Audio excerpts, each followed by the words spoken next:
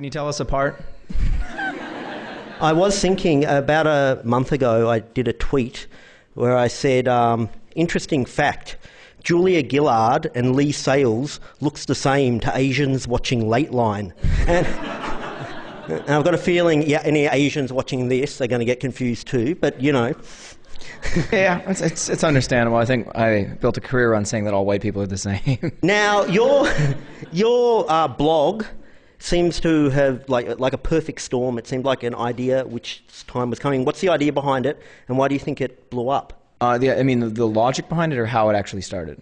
You know.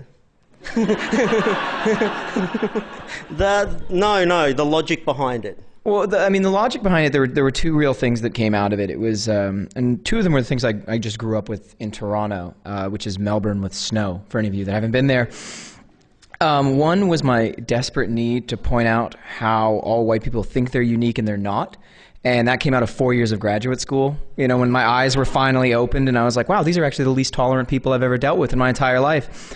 And the other one was to really sort of talk about the idea of race and class being still so inextricably linked, and specifically among the liberal upper middle class, which is people who really don't want to recognize that race and class are still linked. Yeah, so what's the race and class connection? Well, the fact is that this list that I've made, you know, this list of stuff white people like and everything that's on there is essentially a guide for how to join the liberal upper middle class. And so rather than looking at it, you know, and people recognize immediately that it's white. So for people who aren't white and are looking to join the liberal upper middle class, it's more of an activity of becoming white than it is of joining this class.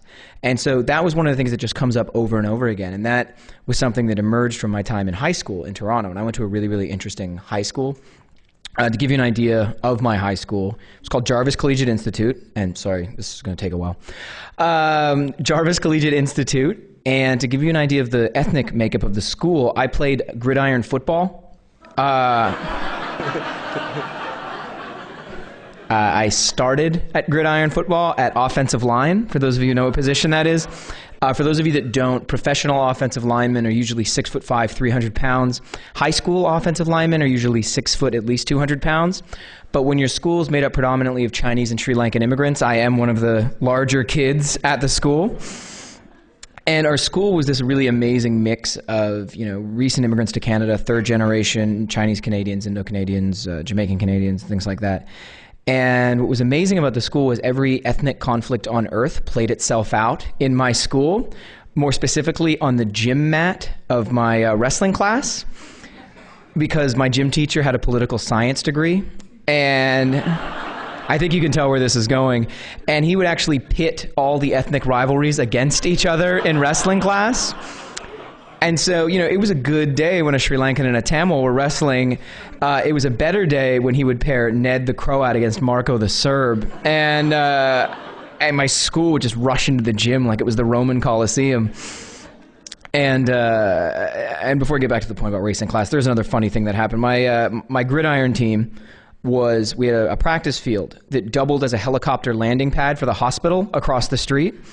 And we weren't a very good football team, so this was more comforting than it was upsetting. And that same area was also the main drag for transvestite prostitutes in the city of Toronto. And you know, prostitutes, they work nights. And we practiced in the morning, so there was a little bit of overlap.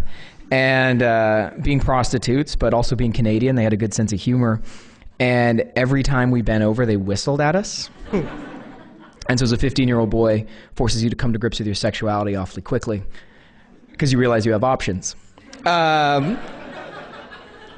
But at this school that had this mix of, you know, of white Canadians and sort of third-generation Canadians and first-generation Canadians, the amazing thing was that if you liked anything on the list that I've written in the book and on the site, you were accused by your classmates and by your peers of being a banana, a Twinkie, an Oreo, a coconut, or whatever foodstuff related to your skin color and had a white center.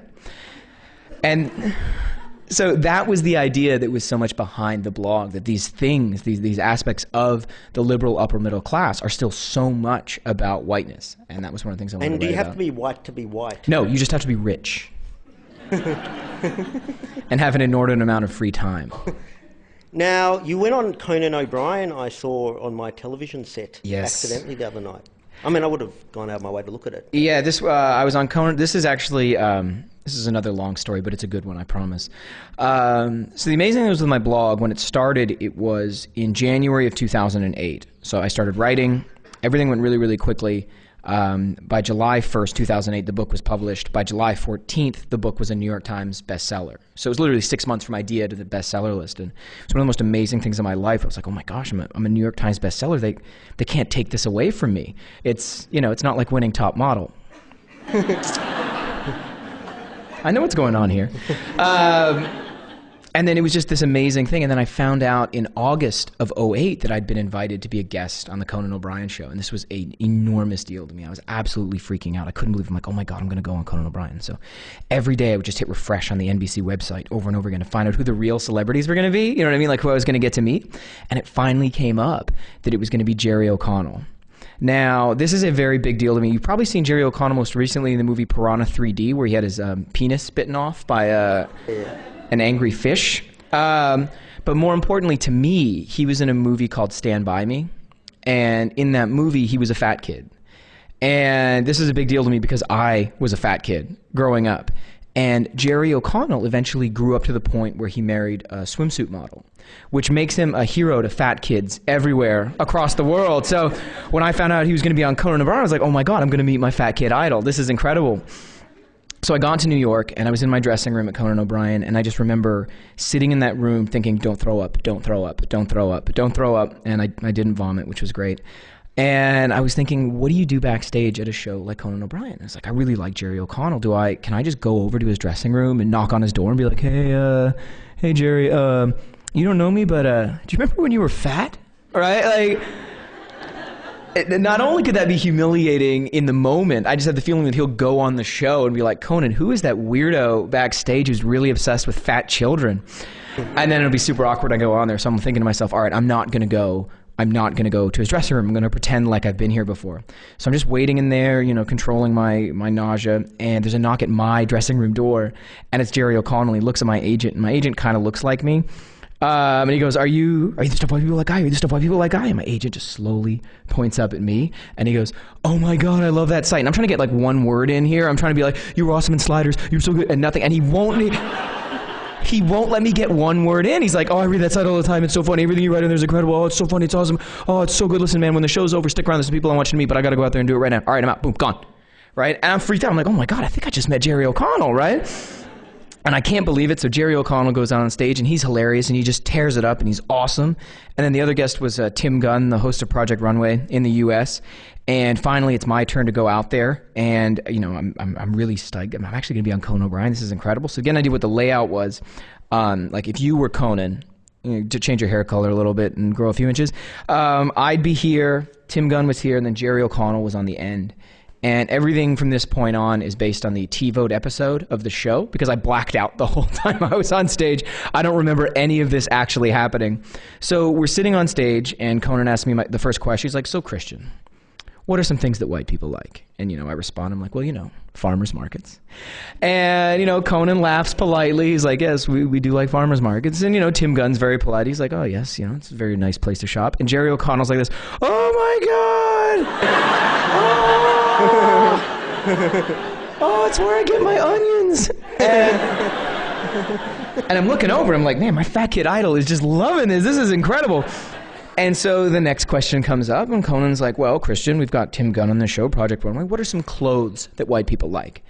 And I'm about to answer when I feel this pinch on my cardigan sweater, which I didn't realize I was wearing today, but apparently I wear it all the time. I feel this pinch.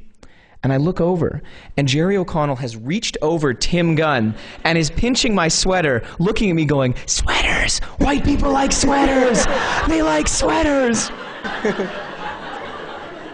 And now you got to imagine, you know, you think, you want to believe that you're a really cool customer, and then you can look your fat kid idol in the eyes and be like, got it, Jerry, Conan, they like sweaters, am I right? No, instead I freeze. I freak out. I'm like, why is he pinching me? Why is he pinching me? And I look back at Conan and I go, shorts? And Jerry hits the deck. He's like, oh my God! That's the funniest thing I've ever heard. And I was like, man, this is the greatest thing ever. I mean, the audience wasn't laughing, but Jerry was loving it. And so then I get backstage, and I'm just like, oh my God, that was amazing. I was just on Conan O'Brien. I got to call some ex-girlfriends. And I did, for the record, actually. And I hear my name, so Christian, and I turn around, and it's Jerry O'Connell. He's like, oh, remember I told you I wanted you to meet some people after the show? Here they are. It's my parents.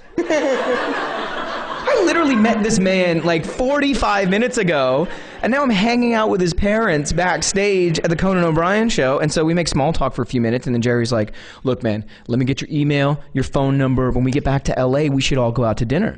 And I'm like, yeah, sure thing, Jerry. Not because it's a super Hollywood thing, but because I know I can never let this dinner happen, because Jerry, you know, he's tall, he has a six-pack, great hair, and he's married to a swimsuit model who is Mystique in X-Men.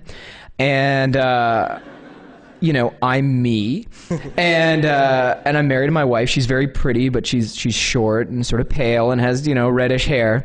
And I just have this nightmare in my head the second he asks it that I'm going to be at the supermarket checkout line, and I'm going to flip through the magazine. There's going to be a picture of all four of us, and it says, Jerry and Rebecca grant a couple their dying wish.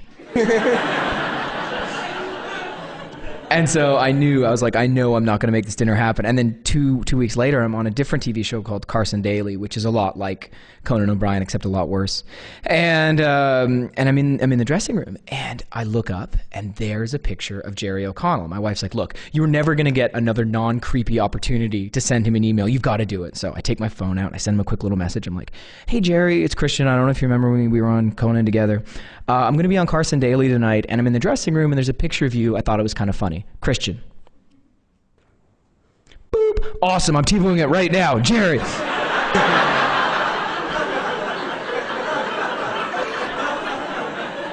I'm not making any of this up. And so you've got to remember that like 9 months ago, I was just starting this website as a joke. And now I'm like, oh my God, I might have to get a restraining order against Jerry O'Connell. And so, yeah, that was my experience of going on the Conan O'Brien show. Now, a little long-winded, I'm sorry. I warned you before you came on not to do your target material, because it's that's the one confusing thing for an Australian audience when they're reading the hipster target shtick. What's going on there? Because it's not the hipster place here in Australia. Yeah, Target in America is, you know, we have Philip Stark design stuff is in there, and it's just, you know, your choices are really limited between like Walmart and Target, and Walmart's the worst place on earth. If you've ever been to one, it's hell. And Target's just like a little bit nicer hell. Sure. And in America, that's kind of your options.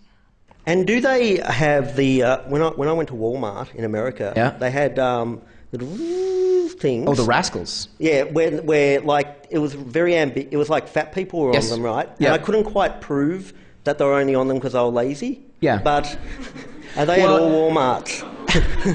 Well, if they're Walmart's own rascals, that means that they arrived there without the rascal, and they just used it for shopping at Walmart, but yeah. Understand. Now, the serious side behind your website, do you think class is more of an important thing than race? I think the two are they're fundamentally linked, and you can't break the two apart. But I think class, especially in what I'm writing about, is really, really front and center, and especially in America, where people don't even want to recognize that class exists, it really does. And so in my book and on the site, I always mention, you know, the right kind of white people and the wrong kind of white people. The easiest definition is the wrong kind of white people are those who disagree with the right kind of white people. So wealthy conservatives, bogans, etc. And it's defining this class. And I think what was so amazing was to realize all of these rules that come along with being a part of this class. And that's what I wanted to lay out in the book, is that there are certain things. And if you're going to be a part of this class, to understand how, not necessarily difficult it is to join, but what you have to understand as a prerequisite before you join the class. So one of the things is you have to understand the ridiculous competition between white people. I mean, it is literally exhausting. I have to check 15 music blogs before I leave the house every morning. And it was just a really important thing to get out. Now, I'm confused whether anyone besides hipsters care about hate hipsters. Because I was watching a Honda commercial that was making fun of hipsters, and I just couldn't get to the bottom of whether this was aimed at non-hipsters to go, oh yeah, they're them and they're vinyl and shit. Yeah, but then I was thinking, I've never met a non-hipster who hates hipsters or even enters their radar. Yeah, most non-hipsters don't have the free time to constantly figure out new ways to hate other hipsters. It's one of the weirdest, most amazing self-loathing experiences I've ever seen in my life. I mean, but realistically, in defense of hipsters, for obvious reasons, you know, we are... as hipsters, we're competing for very limited resources. There's only so many thrift shops to go around. There's only so many vinyl pressings to go around. You know, it's pretty cutthroat, and you know our resources are not unlimited. So when I see someone who looks like me, I know that we're going to be competing for the same cardigans. So that's why I have so much rage and outward hatred to other hipsters. Now, the comment section of your blog is like, it's like every Nazi. It's like the boys from Brazil have come back and just entering comments. Why? But you don't get rid of them. No. It's really been funny to see what's happened with the site and with the comments. So one of the first weird experiences I had with the blog was I saw where some of the incoming links were coming from. And one of the things that linked to my site was actually a white supremacist site. And it was the weirdest thing ever to read their comments on their site. They liked it.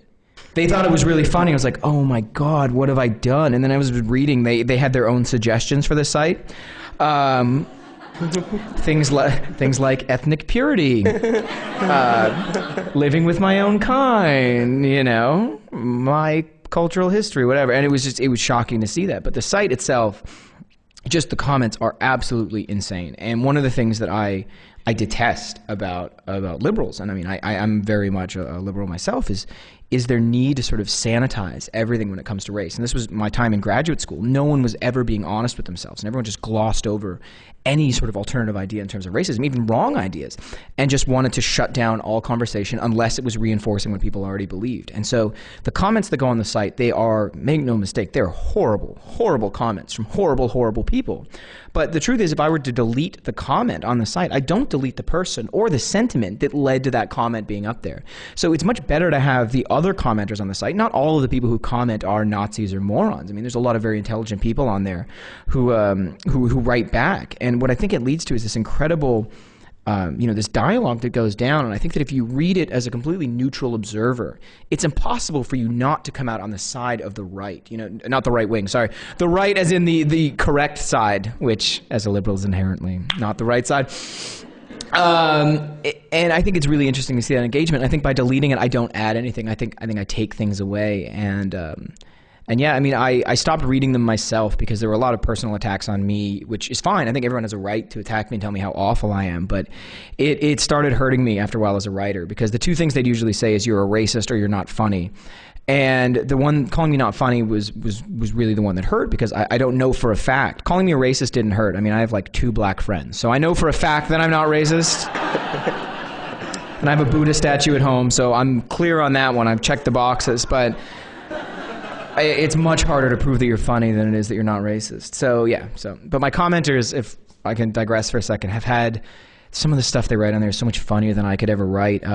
One was talking about liberal. The joke I made was on an entry about the Ivy Leagues, that everyone in America and in Canada always says their school is the Harvard of the South, the West, whatever. And one of the commenters goes, people say that my art school is the Harvard of art schools. Does that mean I'm white? Comment underneath, no, it just means you're throwing your life away.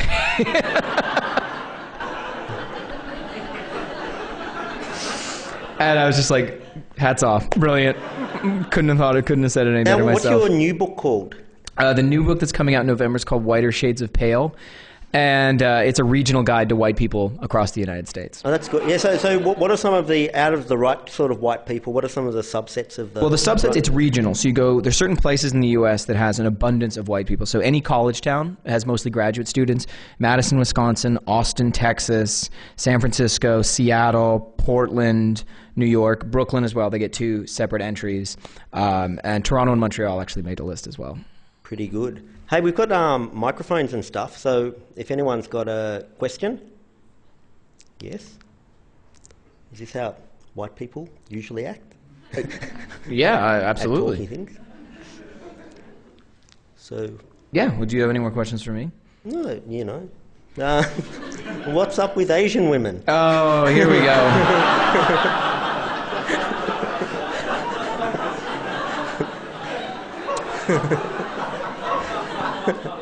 Good question. So that's an interesting topic. So my book and the blog, post number 11, says that white people like Asian women. And I would like to apologize in advance. I actually didn't write that post. My friend Miles, who's Filipino and outwardly racist towards white people and Asian people as well, so he hates everyone equally. He actually wrote that entry and has taken a fair amount of flack for it, mostly because it's true. And I think that's what seems to bother people more than anything else. Fair enough. No, that's all the questions I have. Anyone else? Yes. Well, I think they're running with a microphone. Is this on? Oh, yeah. It just, when I first read your website, it was hysterically funny, but I couldn't believe how much it related to me coming from. But coming from Melbourne, like, how can it be that similar in Canada and Melbourne? And I was just wondering, have you thought about, like, 20 years ago, would it have been the same sort of thing? And in the future, do you think we'll become even more of a monoculture? Yes. I think it's clear coming into the second book, white people haven't learned anything from this book. We're all doing exactly the same stuff as before. I mean, the number of fixed gear bikes here has actually increased since the last time I was here. I was hoping that I still ride one, all right, so let's be honest, but I was hoping that maybe I could at least learn a lesson and maybe make myself less pretentious, but I was unable to do it. I think it's been funny about the monoculture because we're so conditioned and taught to believe that we're not that way. I mean, our parents spend a ridiculous amount of time raising us to believe, you know what, you're unique and you're special and you're creative and you're awesome and you're great. And we just get reinforced that over and over and over again. And so what was amazing, it's created this group of people that can be sold to so easily. And the way that you sell to us is you say, if you buy this thing, you will be perceived as intelligent, as creative, as great, as not racist, as caring about the environment. I mean, how else do you justify $20 for a moleskin notebook? You know, $2 spiral notebooks take the exact same notes down. You don't get a creativity boost like it's a role-playing game. But we buy it because we want other people to see it and say, oh, look, that person is creative. They're more connected to writers from the past. And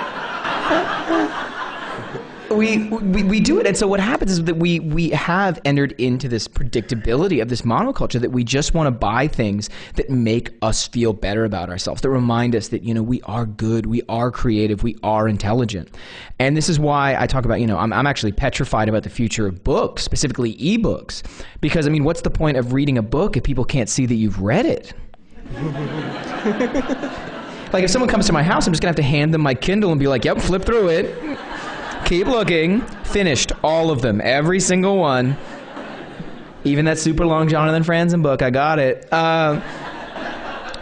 But I think until we actually start recognizing that what we're doing is self-absorption, that we're pretending is altruism, I don't think we're going to have any changes. We're going to keep wanting to buy things and do things that just reaffirm the stuff that our parents have told us, that yes, we're creative, we're smart, we're unique.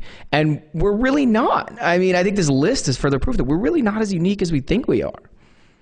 So, yeah, it's not going to get any better anytime soon. Sorry. Yeah. Hang on, a microphone for the people in the back. Oh, by the way, with your Magpies... No, I lost $20 on the AFL final. I'm not answering this question. I bet $20 on St. Kilda, and I lost. Yeah, they're all right. But that's funny you say that, because I go for Collingwood because my dad goes for Collingwood, and I vote Liberal because my dad votes Liberal, but I'm an actor and everyone who acts votes Labor. And it's a really weird thing that everything just gets passed down, and when you hit, like in drama school, I just got really attacked because I voted for the side that was bad. And I didn't know why, but my question is, how do you get over what your parents have drilled into you as right? What's your solution to make your own, I don't know, creativity or your own opinion. Well, I think we especially, our generation's been faced with something really different, which was, I mean, our parents were, I mean, and they failed at this, but our parents and everything that they did was a rebellion against their own conservative parents. You know what I mean? For the most part, that was the 60s, and you know what I mean? It was rebelling against this conservative sort of oppressive lifestyle. And then how do we possibly rebel against hippie parents? You know what I mean? Like, you can't rebel against hippie parents by becoming a conservative. It just doesn't work that way. You know what I mean? It doesn't happen except in sitcoms. So it becomes, I mean, it becomes really, really hard. I mean, that's one of the problems. I mean, that's one of the things that the book and the blog points out, is that finding identity has become really, really difficult for us. And instead of actually doing something about it, we just end up looking back inside at ourselves and doing all of this really selfish stuff that we try to pretend is, you know, artistic and creative, and we compete against other people to prove that we're better than them. And so we're lost and we're empty. And I don't know what the answer is, but there's definitely an emptiness there that we're trying to fill with all of these things. And I don't know how we're going to fill it, unfortunately. Sorry, that's a lot sadder of an answer than I was hoping for. Music? I mean, I don't know what to say. How we rebel against our parents. I wish I had a better answer. Set some fires, maybe. I don't. Small fires. And what do you reckon is at the bottom of this obsession with like authenticity? It's just because, again, I'm talking about hipsters competing for resources, right? The more authentic it is, right, the less there is of it. And I think that's possibly a rebellion against mass culture. And I mean, I haven't fully figured that out yet. Sure. Unless we're talking about food, then there's a different story. My absolute need to be the only white person in an ethnic restaurant. Now, when do ethnicities, we kind of touched on this before, but just yesterday, a Cuban-American CNN host, Rick Sanchez, got fired because in an interview when he was promoting a book, he was talking about John Stewart and was going, listen, that guy's trying to pass him off as some kind of minority, like because he's Jewish, but he's just, come on, he's white. And like, you know, what's the big deal? And a few things about Jews in the media. Then he's fired. And then everyone's criticising Rick Sanchez and going, well, you're kind of right for saying that John Stewart's kind of might as well be white, but you might as well be white also. Yeah, that's not really much of a secret, like that I'm white. No. It's like, at what point does an ethnicity become just blended into the rest and no longer has minority status and the right to kind of present itself as a minority? That's a really hard question. I don't know when it reaches that point. I mean, especially Sanchez is in a very unique position, especially where he was on CNN, and it can be very hard when you start talking about other ethnicities. I mean, basically the ethnicity that it's always safe to talk about is white, and there's no question about that. But the other ones, we still clearly haven't reached a level of cultural understanding where it's okay to talk about other races like that. And I think his firing was proof of that. Sure. Anyone else got any questions about race? Yes. I'm just, with white people being in on the joke, you know, white people love to think that they're in on the joke of stuff. Self-deprecating humor is on the list. No, I cover all my bases here. Don't worry about it. In on the joke of the whole phenomenon. And do you think that means that they can absolve themselves in their own mind of actually having to engage with the issues of race and class that you're really trying to get at? Well, I think one of the things was in writing this, it's all going to depend on the person, absolutely. And one of the things I learned from just spending so much time in graduate school, and I was in grad school for English literature, so I just so much time of having these other students just literally beat these ideas into your head. I found that the students that they were trying to teach weren't listening at all. No one would talk about anything. It completely crushed all conversation. So the idea of taking an idea and just making it so straightforward and so blunt and just hitting someone over the head with it, I found wasn't powerful at all. If they didn't agree with it, they would turn it off immediately. And I think that wrapping it in humor, for the people that do get it and realize what's going on there and arrive at the conclusion on their own, rather than have me force feed it to them, I think it's a much more powerful conclusion, but some people miss it. And so I get people who come up to me all the time and say, thank you for writing this book. Thank you for letting me know I finally have a culture.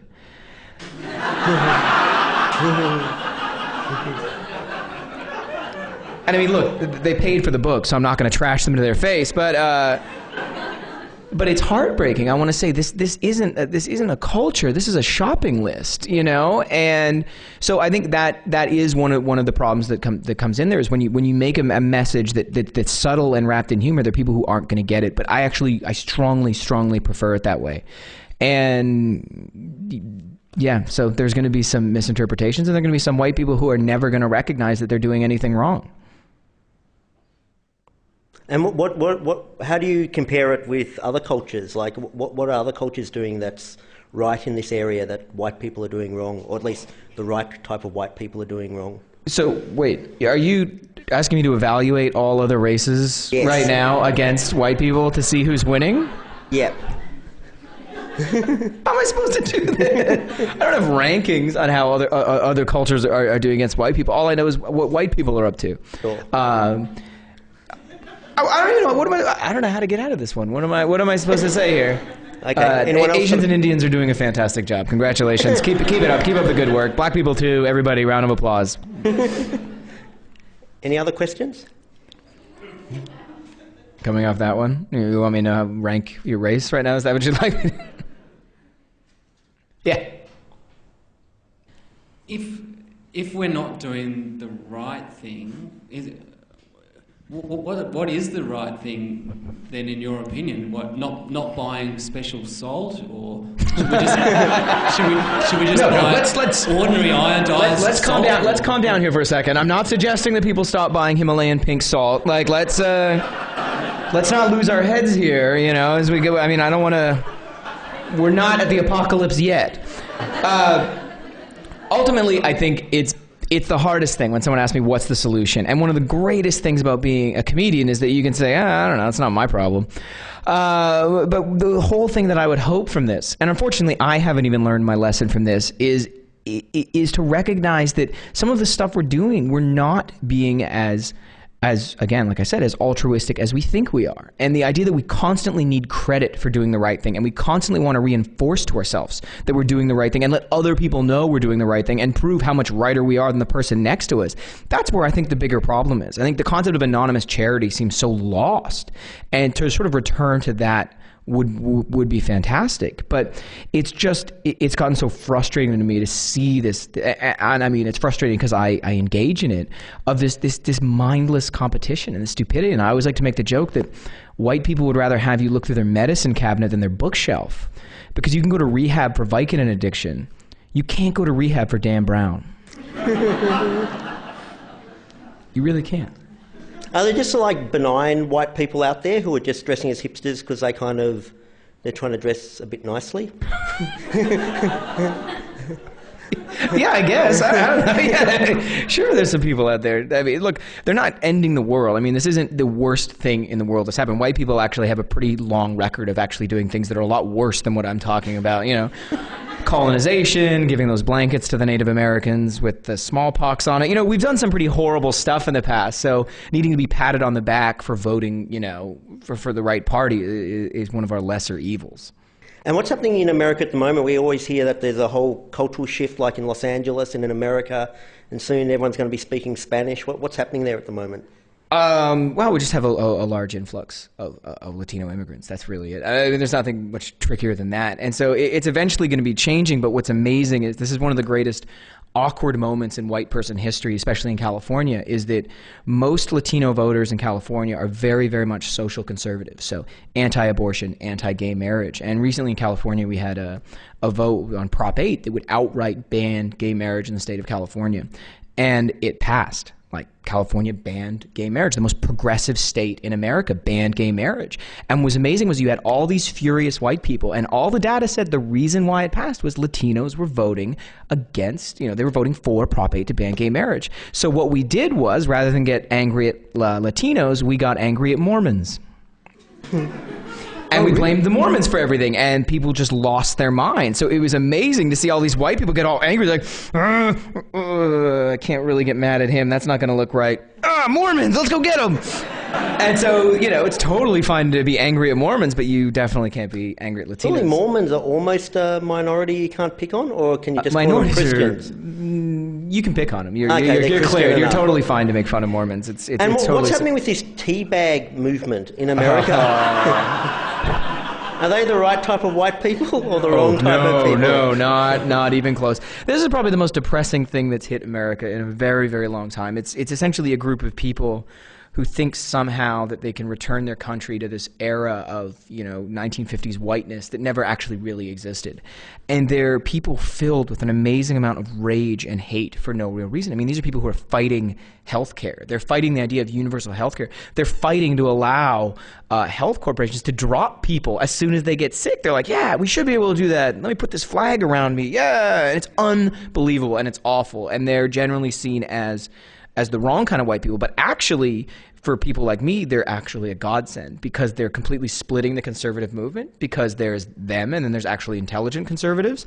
And so now their vote's been split. And so hopefully that'll mean that there's more, progressive politics in America in the future.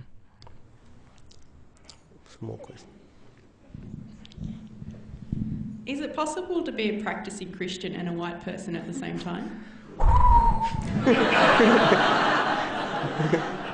Are we talking just regular Christianity, or is this some sort of celebrity offshoot? See, the problem with Christianity is that its religious artifacts don't blend well with modern furniture.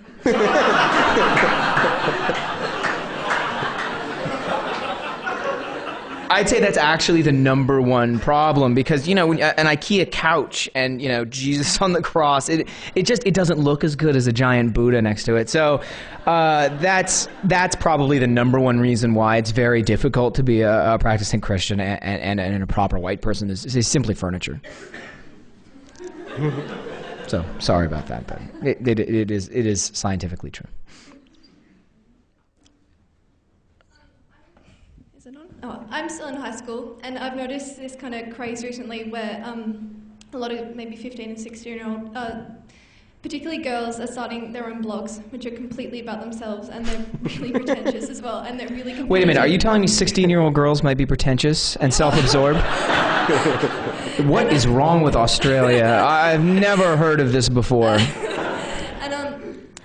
They're really competitive, like really kind of passively competitive. Wait, and they're competitive with each other? These are teenage girls. Sorry. And they post their artwork and their photography, and it's all the same. And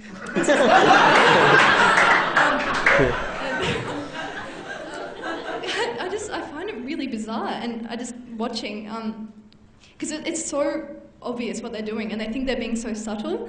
And I just want to know what you thought about that, and if you've noticed the same thing, because sorry, before you, I'm going to give you one bit of advice right now. I noticed something similar, and I wrote a blog about it. And I'm a New York Times best-selling author. So you might want to start a site called Stuff Pretentious 16-Year-Old Girls Like, and just repost everything those people have been putting up on your blog and see where that takes you. I was thinking about that. So they write like they've got like the whole world as their audience, when really they're getting no comments, no following. They're just, I don't know what they're doing. Oh, except me. I think it's great. Well, I think you've got the right attitude. I think you've definitely. All right. So here's my other bit of advice. If you're not going to do stuff 16-year-old pretentious girls like, make your own blog that looks exactly like theirs, but everything you do is sort of a piss take on theirs. Yeah. So post your own photography, like black and white photo of a launch. I was thinking about making a short film.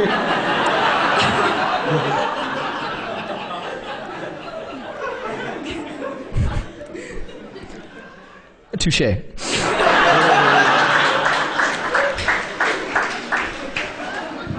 I would like to strongly recommend that you become a writer at some point, because I think you've got a good attitude. 16-year-old girls competing with each other. What has the world come to?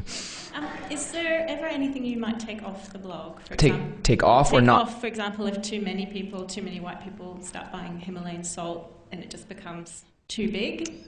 Oh, that's a good question. No, nothing's really reached that point of saturation just yet. But there is one thing I will not put on the blog in America for safety reasons on my own part. The whole thing is, there's one thing on that list. Look, white people are pro-choice, period, right? That's what it is, and I will not put that on the site. In America, just the absolute insanity and the fanaticism that comes with even bringing that issue up, even on a blog, is absolutely insane. So that's the one thing I will not put on there. But a tweet from my iPhone now that you're talking about this in Australia because you think no one's listening.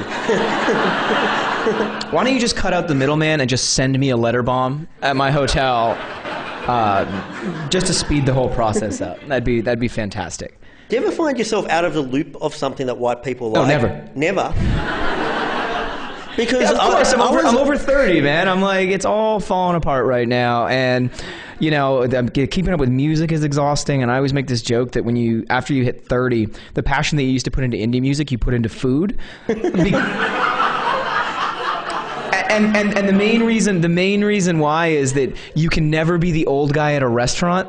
You know what I mean? Like, there's no worse feeling than going to see a band and being like, wow, I'm the oldest guy here. This is horrible. Never get that at a restaurant, ever. It's awesome. So I think, like, music snobbery is then replaced with food snobbery after 30 years old in white culture. I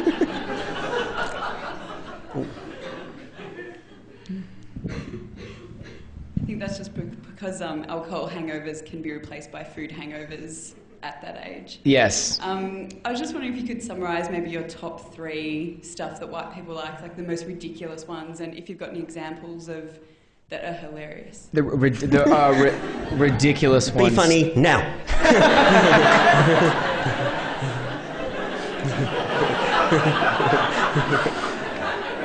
This is great. I feel like an organ grinder. You know what I mean? There's no problem. Some of the most ridiculous ones. Yoga is still on the list. It is shocking. I think the thing that's killed me the most about yoga that's changed is that it seems like there's never a time when it's not appropriate for a white woman to be wearing yoga clothing. Or like every day. It doesn't matter. It's like yoga clothing. It's like you're going to do yoga at the drop of a hat. And so that's gotten a little ridiculous. And to be honest, it also frustrates me when I find out all these white women who open yoga studios and turn a profit and make a lot of money doing it. And I'm like, that just doesn't seem fair. That one's ridiculous. Fixed gear bicycles is absolutely ridiculous. The fact that white people are riding around on these bikes with no front brake, and they're thinking, oh, it's for control, man. I'm like, really? Adding like a brake that weighs like 400 grams is because of control? Well, have fun hitting the side of a streetcar.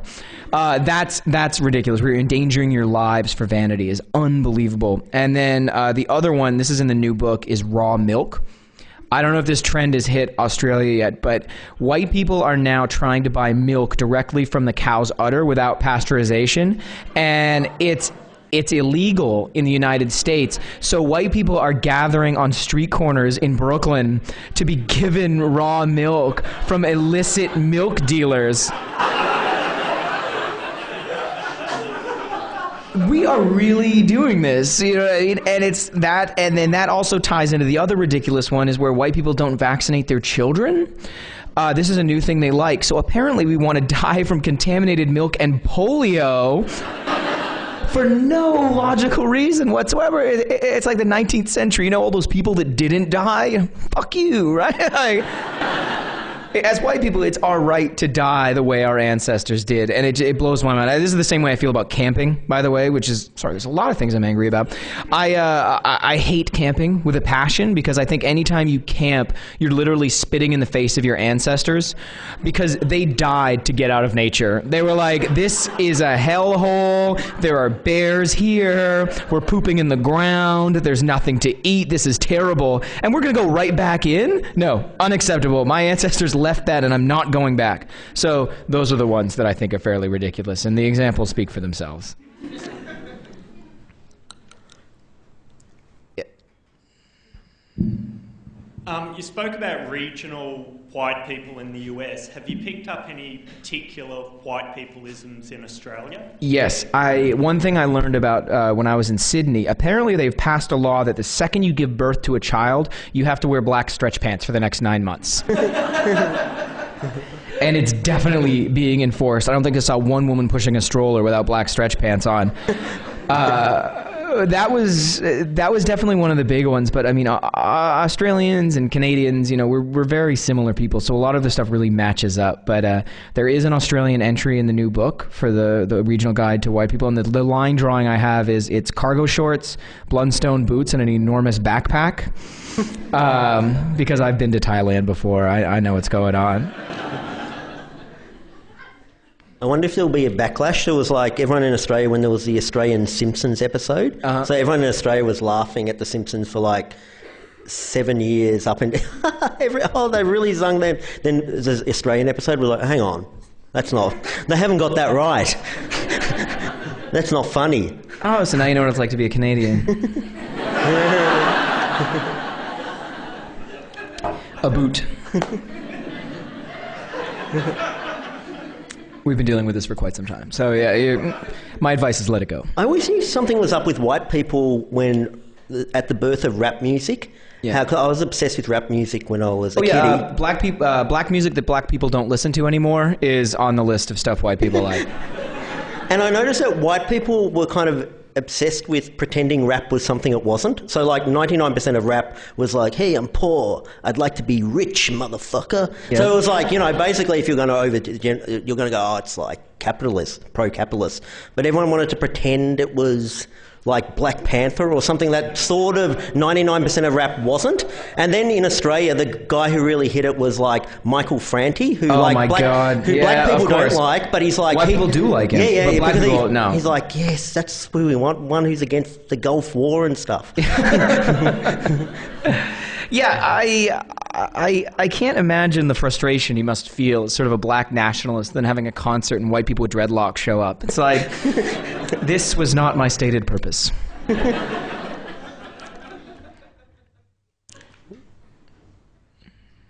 is more of an issue in the United States than here in Australia, but like you talk about class and...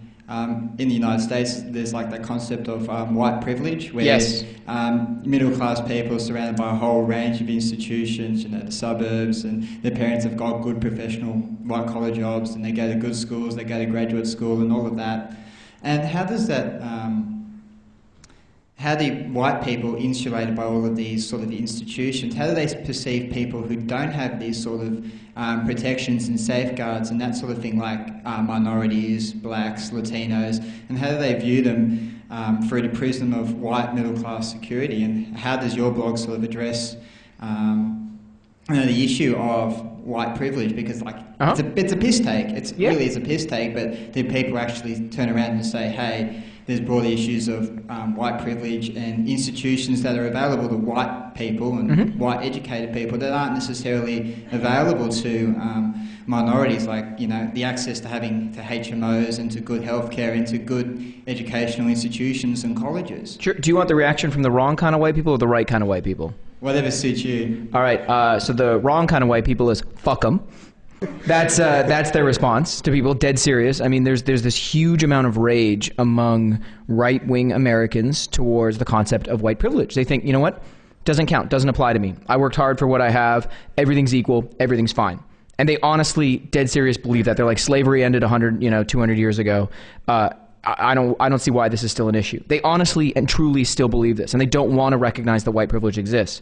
Now, on the left, recognizing white privilege is a little bit different. We recognize it, and the solution is just to feel really, really guilty and spend as much time as possible proving that we're not racist. And so it's unbelievable. So what white people do is they start to treat minorities like Pokemons.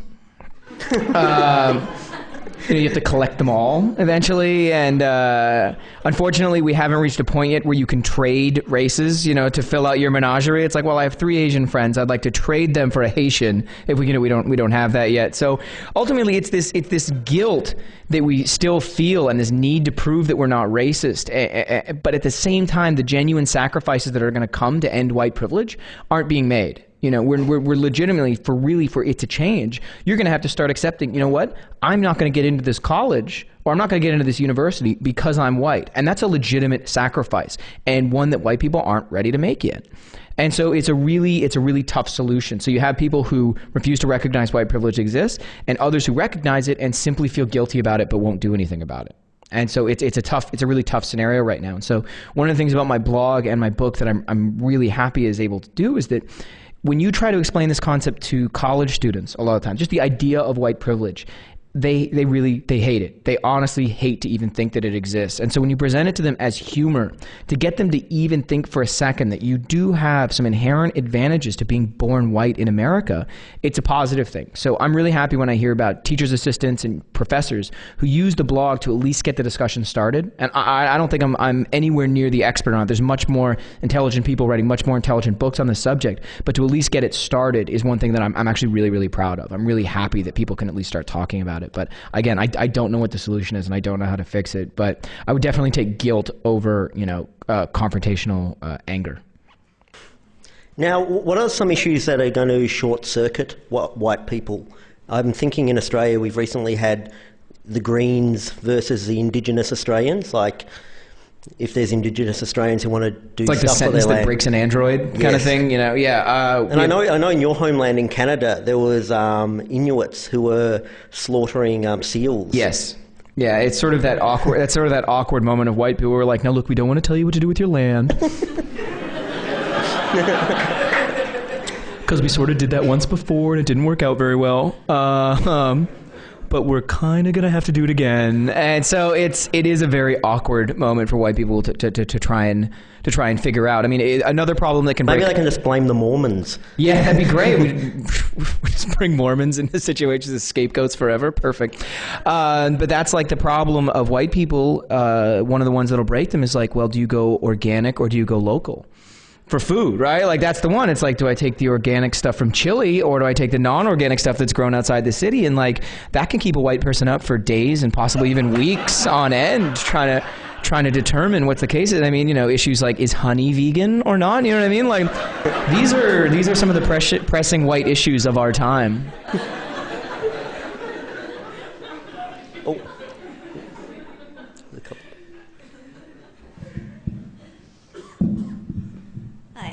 I'm just wondering if you get a lot of non-white people saying that they relate to your blog at all. I mean, anyone who's come and said, "Oh, well, look, like for me, growing up in California, majoring What part of in California? Film, San Diego, Okay. Majoring in film, going through a vegetarian phase, and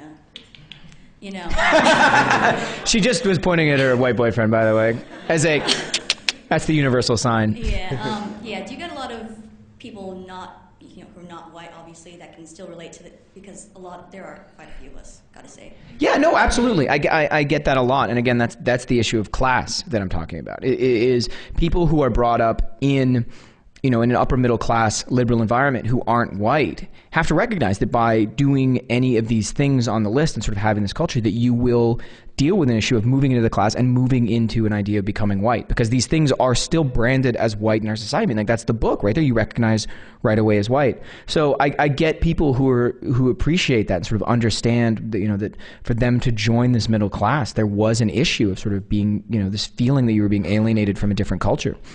And then I also get a number of people who are like, why didn't you write this book before I started university?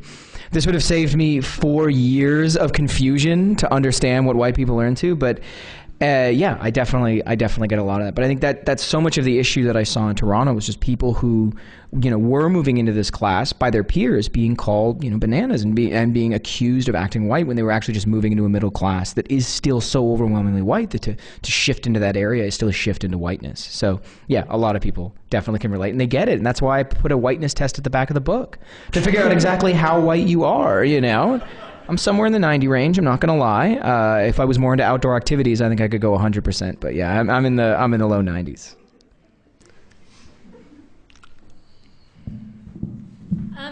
John mentioned that no one hates hipsters more than hipsters themselves. Yes. Do you find that most people seem to read your blog and think it's about other people than themselves and be like, oh yeah, white people are so funny, but it's not me? No. Actually, the funny thing is, so I've tried to figure out. People often ask me about what would I attribute the growth of the site to, and one is when people hear a site called Stuff White People Like, they think, oh man, I've seen this before. Let me guess, it's going to be golf and dancing like this and mowing the lawn and colonizing the world. You know what I mean? And then they get to the site and they click on it and they're like, yeah, all right, yeah, I like girls with bangs. Who doesn't? You know what I mean? It makes sense. All right, yeah, all right. I like indie music. Okay, yeah, all right. And I care about political prisoners. Okay, yeah, that makes sense. All right, I got it. Okay, hang on. All right, well, hang on. Let me let me just check the whole list here for a second. Oh no, brunch, oh crap, oh god damn it. Damn it. Did I leave my webcam on? What happened here? Who is this guy? So there was that experience for a lot of people, and then the other reason I think there was growth where people would go to the site and they'd look at it and they'd go, yep, I know this asshole. Hang on.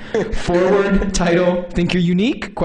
And they'd send it on. And but I think most of the people who read it, who are in that group, definitely get it right away. They understand. They see themselves in the list, and if they don't, then they're probably the wrong kind of white people, or they're genuinely unique, which I don't think actually exists anymore. But more power to you. Hi, Christian. When I was a hapless undergraduate, I used to listen to Michael Franti and wear tie Fisher pants, and I grew one dreadlock. And I also security? Is there security there that can? I don't know why I'm publicly outing myself, considering I live here, but and I also described that Michael Franti gig as a spiritual experience to my mum. Is there anything? Second security, please. Is there anything in your white person history as you were developing your uniqueness that you wish you could erase? Oh, that I'm ashamed of? Is that what you're asking? Oh yeah. What am my worst? Well, graduate school was a pretty bad one. I remember once when I was in high school, I went to a horrible hippie shop, and I bought a hacky sack made out of hemp. There's actually more to this story, but I can't think of how it gets worse than buying a hacky sack made out of hemp. I also bought a book explaining the conspiracy about why marijuana is illegal from the DuPont Corporation and all that sort of stuff.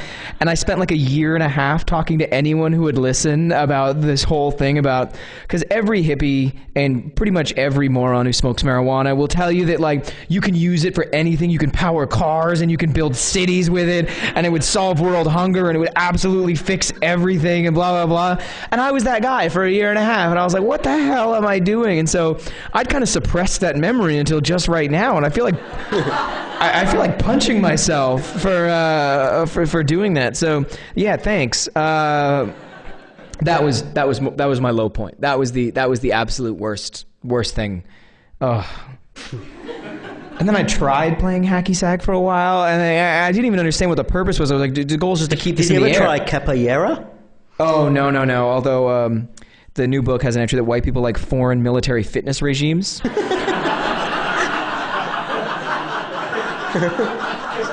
Krav Maga and capoeira and all that kind of stuff, because we're under the belief that every other ethnicity on Earth is in better shape than us. I don't know where it comes from, but... We're running a bit over time, but if there's a couple of other questions? You got one down. Hi. Obviously stuff white people like resonated in Australia, and I was just wondering how it's gone in the rest of the world, even in non-English speaking countries. How's it gone in how's it gone in Quebec? Great question. This is an awesome question because there's some awesome information here. So it's done well in Australia. It's done well in the UK. It was translated into Dutch. And the Dutch cover of the book is very interesting. So the Australian and the American cover is just a big white thumbs up, which I call the universal white gang sign. Like we flash it in photos. It's like, I'm white. Things are great. But the Dutch, perhaps weary of the gang sign, they actually put a little mirror on the front of the book, so that when you hold it up, you look at it, and it says, "Stuffen whiten people looking," and you see yourself looking back at you. So I thought that was quite clever. And this last part, I am not in any way making up. This is legitimately happening this year. I've signed the contract. I've received money for it. The book is being translated into Japanese. And every single day I dream that it will somehow become a textbook. Like required for ESL classes, and I have this fantasy of being at LAX and seeing Japanese businessmen getting off the plane wearing, Modest Mouse t-shirts and being like, "Where is fair trade coffee?" And and then using the book in business meetings to be like, oh, so you have gifted child too, huh? And then just totally swindling an American businessman out of an outrageous amount of money.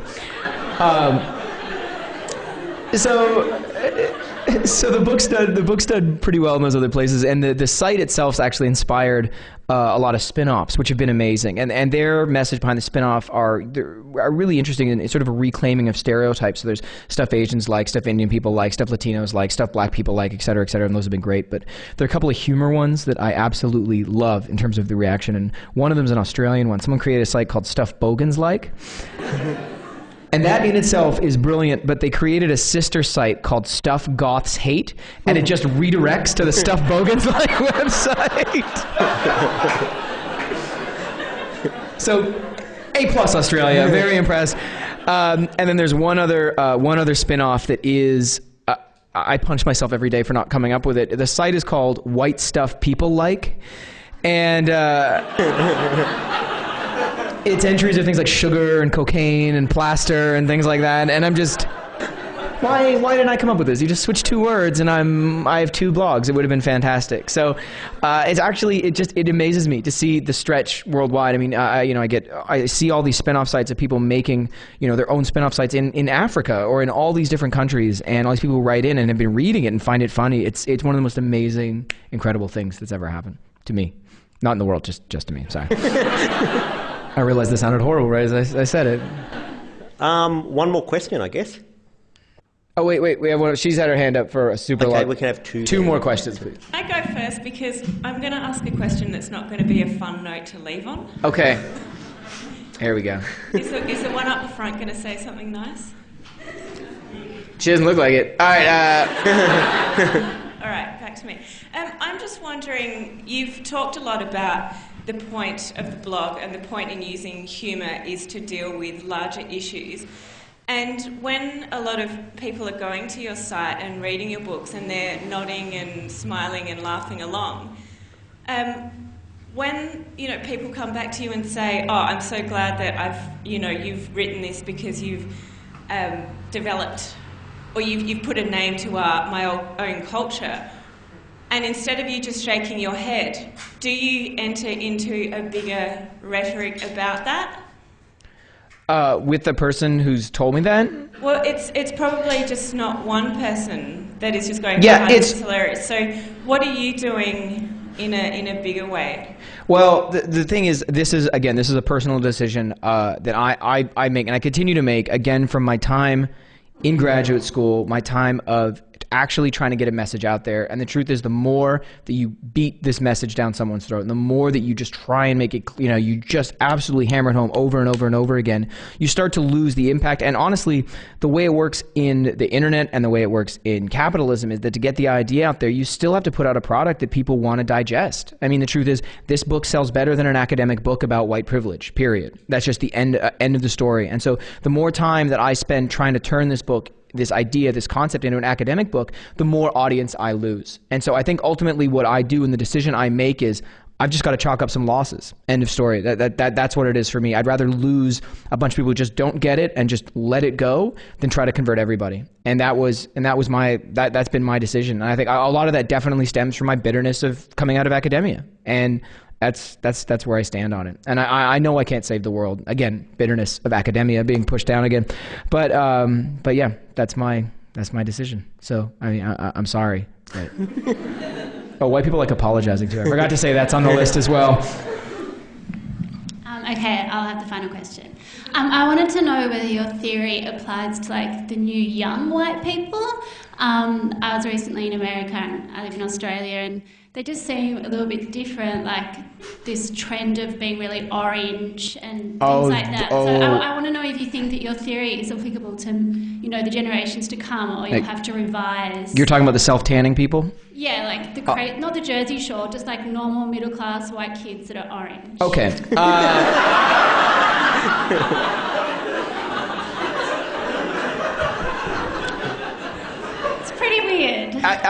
You're right. I mean, I will say that if there is one skin color that deserves complete and total discrimination for the rest of time, it is orange. But I do make a joke. I have an entry in the new book, and it's on the site, called White People Like Hating People Who Wear Ed Hardy. And I say that there's only 3 things the right kind of white person cannot wear, ironically.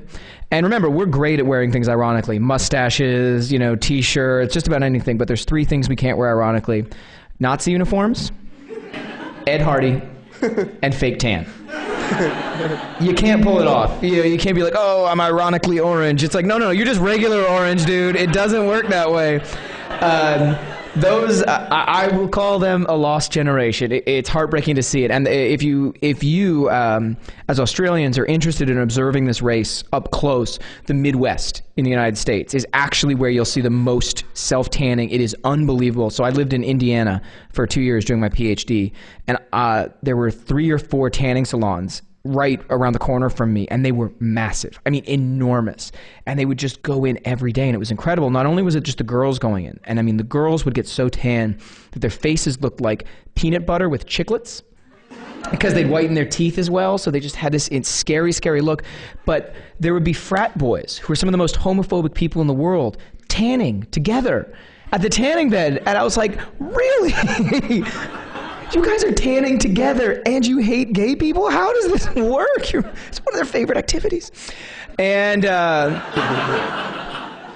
I just chalk it up to a loss. Those people are, those are the wrong kind of white people. No.